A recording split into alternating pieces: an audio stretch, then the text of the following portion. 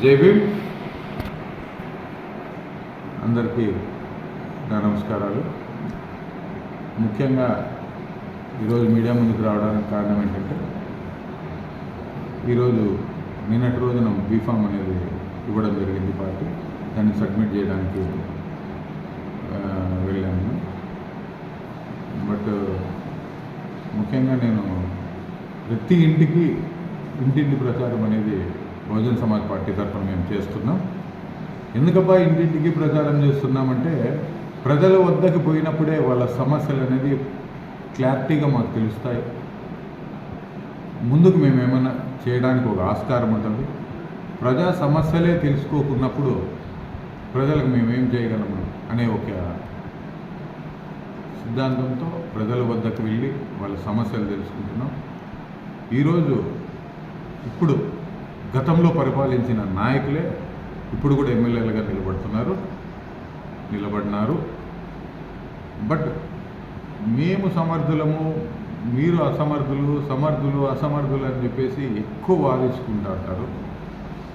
But నిజంగా వాస్తవానికి సమర్థులు ఎవరు, అసమర్థులు ఎవరు అని చెప్పేసి రాయదుర్గం ప్రజలకు వాస్తవంగా తెలుసు.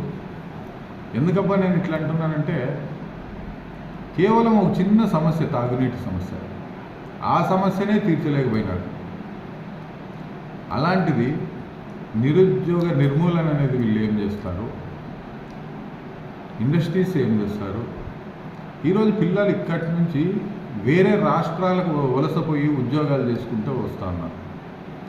ఈ ఉచిత పథకాలు అనేది పెట్టేసి వాళ్ళు బిచ్చగాళ్ళని చేస్తూ ఉన్నారు.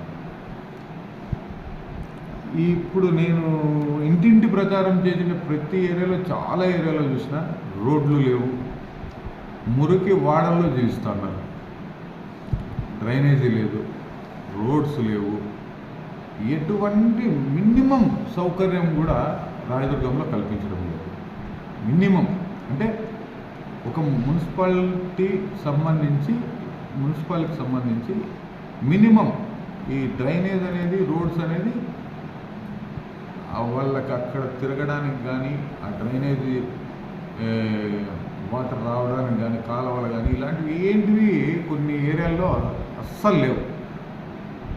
అందుకోసమే ఎక్కడ ఏమి జరుగుతూ ఉంది, ఏం కథ, ఎంతవరకు అభివృద్ధి జరిగింది, ఎంత జరగాల్సి ఉంది, ఇలాంటి విషయాలు, వాళ్ళ సమస్యలపైన వాళ్ళ దగ్గర మమేకమైనప్పుడే వాళ్ళ ఉన్న భావనలు, వాళ్ళకున్న బాధలు అనేది మాకు తెలుస్తుందని చెప్పేసి నేను ఇంటింటి ప్రచారం తిరుగుతాను. బట్ కష్టమవుతుంది. కష్టపడినప్పుడు కూడా